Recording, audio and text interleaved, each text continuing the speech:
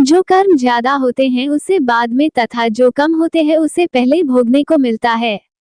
वैसे इसका कोई एक ही पैमाना ना होकर परिस्थिति तथा दैवी कृपा से निर्धारण होते देखा या सुना गया है।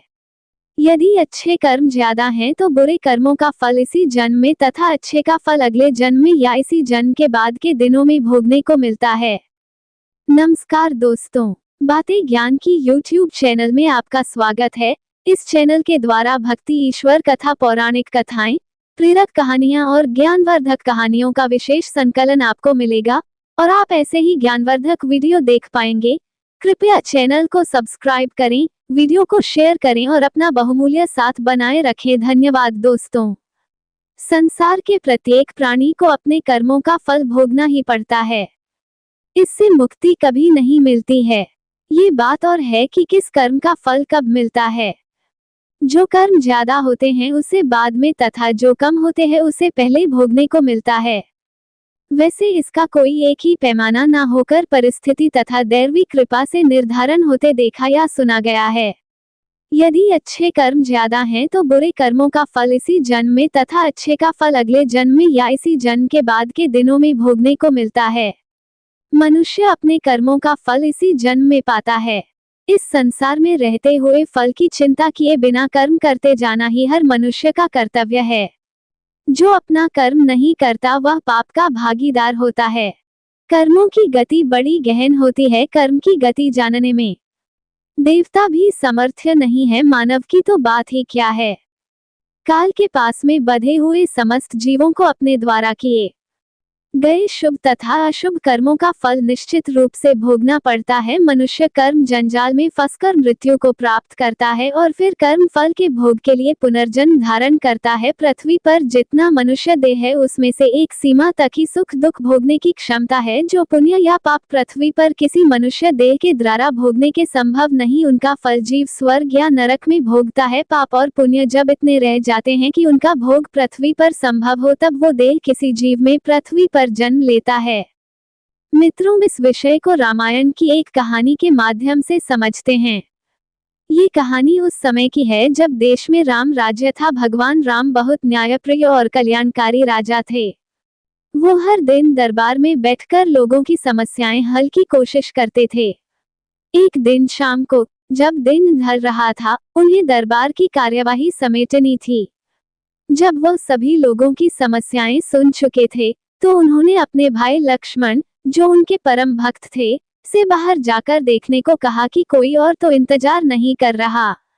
लक्ष्मण ने बाहर जाकर चारों ओर देखा और वापस आकर बोले, कोई नहीं है। आज का हमारा काम अब खत्म हो गया है। राम बोले, जाकर देखो, कोई हो सकता है। ये थोड़ी अजीब बात थी। लक्ष्मण अभी अभी बाहर से देख कर आ चुके थे, मगर वो फिर से जाकर देखने के लिए कह रहे हैं। इसलिए लक्ष्मण फिर से गए और चारों ओर देखा, वहां कोई नहीं था। वो अंदर आने ही वाले थे, तभी उनकी नजर एक कुत्ते पर पड़ी जो बहुत उदास चेहरा लिए बैठा था और उसके सिर पर एक चोट थी। तब उन्होंने कुत्ते को देखा और उससे पूछा, क्या तुम किसी चीज का इंतजार कर रहे हो? कुत्ता बोलने लगा, हाँ, मैं राम से न्याय चाहता हूँ। तो लक्ष्मण बोले, तुम अंदर आ जाओ, और वो उसे दरबार में ले गए। कुत्ते ने आकर राम को प्रणाम किया और बोलने लगा।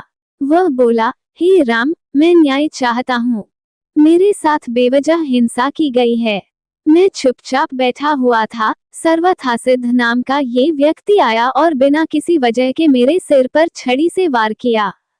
मैं तो बस चुपचाप बैठा हुआ था।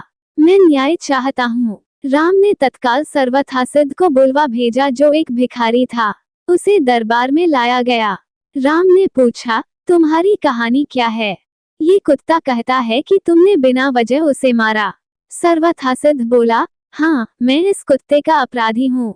मैं भूख से बौखला रहा था, मैं गुस्से में था, निराश था। ये कुत्ता मेरे रास्ते में बैठा हुआ था, इसलिए मैंने बेवजह निराशा और गुस्से में इस कुत्ते के सिर पर मार दिया। आप मुझे जो भी सजा देना चाहें, दे सकते हैं। फिर राम ने यह बात अपने मंत्रियों और दरबारियों के सामने रखी और बोले, आप लोग इस भिखारी के लिए क्या सजा चाहते हैं? उन सब ने इस बारे में सोचकर कहा, एक मिनट रुकिए, ये बहुत ही पेचीदा मामला है। पहले तो इस मामले में एक इंसान और एक कुत्ता शामिल हैं, इसलिए हम सामान्य तौर पर जिन कानूनों को जानते हैं वे इस पर लागू नहीं होंगे। इसलिए राजा होने के नाते यह आपका अधिकार है कि आप फैसला सुनाएं। फिर राम ने कुत्ते से पूछा, तुम क्या कहते हो, क्या तुम्हारे पास कोई सुझाव है? कुत्ता बोला, हाँ, मेरे पास इस व्यक्ति के लिए एक उपयुक्त सजा है। वह क्या, बताओ? तो कुत्ता बोला, इसे कालिंजर मठ का मुख्य महंत बना दीजिए। राम ने कहा, तथास्तु, और भिखारी को प्रसिद्ध कालिंजर मठ का मुख्य महंत बना दिया गया। राम ने उसे एक हाथी दिया। भिखारी इस सजा से बहुत प्रसन्न होते हुए हाथी पर चढ़कर खुशी खुशी मठ चला गया। दरबारियों ने कहा, ये कैसा फैसला है? क्या ये कोई सजा है? वह आदमी तो बहुत खुश है। फिर राम ने कुत्ते से पूछा, क्यों नहीं तुम ही इसका मतलब बताते? कुत्ते ने कहा, पूर्वजन्म में मैं कालिंजर मठ का मुख्य महंत था और मैं वहां इसलिए गया था क्योंकि मैं अपने आध्यात्मिक कल्याण और उस मठ के लिए सच्चे दिल से समर्पित था, जिसकी बहुत से दूसरे लोगों के आध्यात्मिक कल्याण में महत्वपूर्ण भूमिका थी। मैं वहां खुद के और हर किसी के आध्यात्मिक कल्याण के संकल्प के साथ वहां गया और मैंने इसकी कोशिश भी की।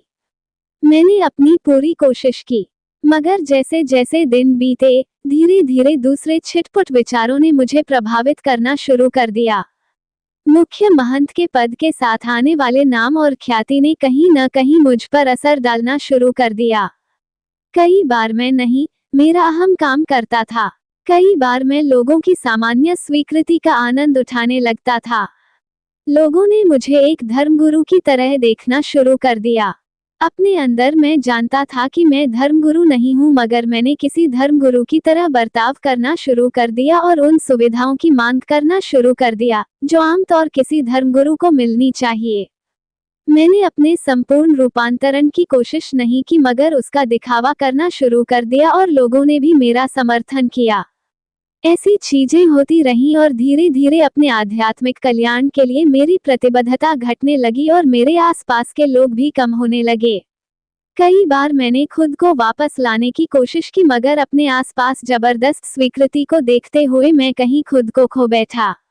इस भिखारी सर्वथा सिद्ध में गुस्सा है, अहम है, वो कुंठित भी है, इसलिए मैं जानता हूँ कि वह भी खुद को वैसा ही दंड देगा जैसा मैंने दिया था। इसलिए ये उसके लिए सबसे अच्छी सजा है, उसे कालिंजर मठ का मुख्य महंत बनने दीजिए।